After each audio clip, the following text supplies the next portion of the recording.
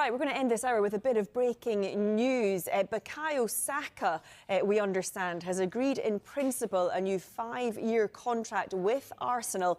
Saka's current deal currently up in 2027. It means that this new improved contract will run until 2031 now for the player. We know, of course, a number of top Premier League and European clubs were keeping an eye on his situation, but it was always the players and clubs' will to remain. So, yeah, Saka agreed in principle a new 5-year contract. We start with the latest transfer news and a potential tug-of-war between 3 of the Premier League's biggest clubs. For Crystal Palace captain Mark Gahey, a report in the Daily Mirror claims that Arsenal are the latest club to show their interest, although it's unlikely they'll make an offer this month. Manchester City are considering whether to sign a centre-back this month after injuries to Josko Vardiol and Ruben Diaz, while Gahey almost joined Liverpool in the summer. Earlier this week, Crystal Palace boss Oliver Glasner said he expects Gahey to stay at the club for the rest of the season, with no formal bids so far. Right, OK, good morning to Tim Sherwood. Right, Tim, why would Arsenal want Gahey when they've already got Gabriel and Saliba, and actually quite a lot of depth in that department? Capier, Mosquera. There's no end. Wright can play there. They've got a lot of options in that area of the field. I'm not sure why. I mean, on a free transfer, anyone would take him, but he's still going to cost you a huge amount on wages. From Mark Gay's point of view, why would he go to Arsenal? He's not going to play. If Saliba and Gabriel are fit, he would never get in the team. I think he's a decent player, but I don't think he's of the quality of those two centre-backs. And he won't want to go as backup. For me, I would... If there's other teams who obviously are in for him, the Man Cities of this world, I think there's more of a route into the first team for Man City and certainly Liverpool, which is the obvious choice. So, yeah, don't make any sense from Arsenal Football Club, and certainly from Mark Gay's point of view, it makes no sense whatsoever. Which one would you choose then? If it's not Arsenal, Man City or Liverpool, which one would you choose? Oh, lovely. Great choice, Tom, isn't it? Well, it's not a bad one, is it? Or, of course, other clubs from abroad too. They won't be his only options. Yeah, no, of course not. It'd be a queue around the block for him on a free transfer. I think he's got limited options now. Possibly, I don't see him leaving before the end of the season. I really don't. I think whatever they're going to get for him now, Crystal Palace, I think he's worth staying. I think the value is going to be staying at the football club and pushing them higher up the Premier League and possibly, you know, winning the FA Cup again. So I don't, and in Europe as well. Listen, I would go, if I had the choice, if I was him, I'd probably go to Liverpool Football Club. I think Man City, he would get in the team as well. You know, Stones is coming towards the end. Who have they got? Guardiola and Diaz. At the moment, Nathan Ake's going to leave the club, so there is room for him to play. I think he will forge his way into that first team. So he's got a choice of 2 of the top teams in the Premier League, in Liverpool and Man City. And it's just where he wants to go and live, really. I mean, he can live in the same place and play for both of those sides, though. So it all depends what Mark wants and his family. You know, if he fancies a trip to Real Madrid, I'm sure they'll take him on a free. Yeah. Back to the men's team now, and Arsenal's goalless draw with Liverpool last night, taking them 6 points clear at the top of the Premier League. Well, Sky Sports are partnering with Finalysis to discover true fan opinions. Have your say on your club. Download the Finalysis app. Scan the QR code on your screen now for more details. Let's speak to Arsenal fan Tia Thorne. Now, Tia, before we get to the game, Mark Gahey, do you see that happening and do you want that to happen? Good morning. Yeah, I mean, it's one of them that you sort of look and think, do we need him maybe? I think, you know, I still think that maybe he doesn't start over Gabriel or Saliba at this moment in time. However, I've always looked at Gahey, and I know as well that by the talks of that have been happening, that Arteta is a massive admirer of him.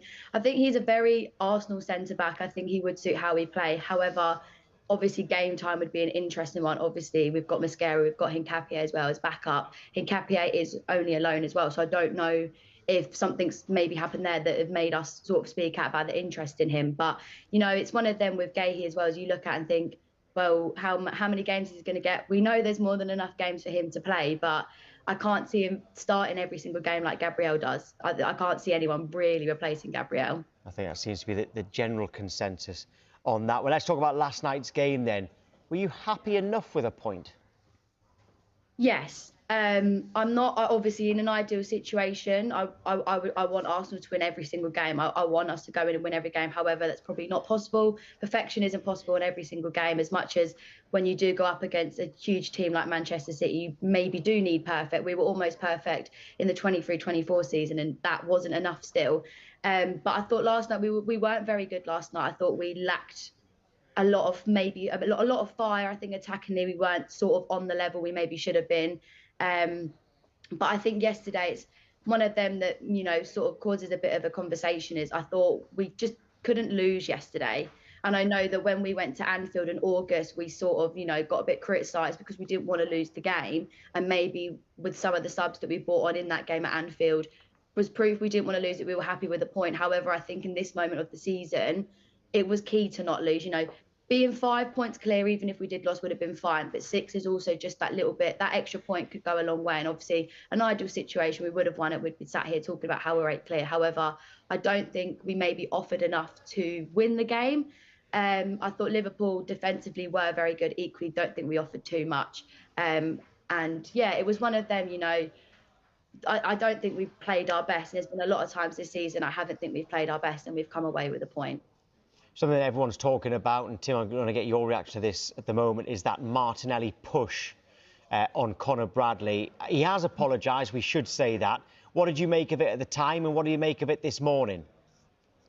Yeah, I think it was one of them, you know, I think Arne Slot summed it up perfectly. The issue in these situations is that in football, Arsenal do it as well. I'm not saying Arsenal don't. Is that when it comes into these big games the big games sort of away from home, and you know players naturally tend to, you know, time waste essentially. We've seen it happen with head injuries all over the league as well. And I did think in the moment it was one of them. It was in the heat of the moment. Injury time's just about to come up on the board, or just has. I don't think Martinelli meant it. Yeah, I don't think he meant it. I'm glad that he's apologised because obviously it wasn't great in the moment. But I mean, it's one of them. Like, you know, I think all game it was maybe a problem that, you know, Liverpool were either they're winning all their fouls cleverly as well, but it felt like, you know, they're going to sit on this point here. They're happy to sit on that point. I don't think he realised the severity. I don't think a lot of people in the ground even realised the severity of the injury. I'm glad. For the first time in the Premier League in his career, which I think tells you everything you need to know, really, that he's a brilliant player, but he needs to score more goals because he's played nearly 300 Premier League matches. And that's an area I think at the start of the season he spoke to Arteta about, or Arteta spoke to him about. And I think also for England, he's got, I think, 6 goals. So he's good enough to score more. He has to score more because the bloke they signed in the summer to sort of fire the goals to get them to the title has only scored 5 goals, Victor Gyökeres, and he looks totally lost. I mean, at the moment, it's remarkable. You think where, you know, Arsenal are 6 points clear at the top, and their top scorers are 5 goals in the Premier League, and that's Trossard and Gyökeres. And normally, you know, teams that win the Premier League, you have at least one player that scores 20 goals. So it could be a first team to win the Premier League and not have a player gets more than 15 goals. But Arsenal do have the best squad in the league, I think, which is why, you know, that they're sort of, you know, getting through and getting the results they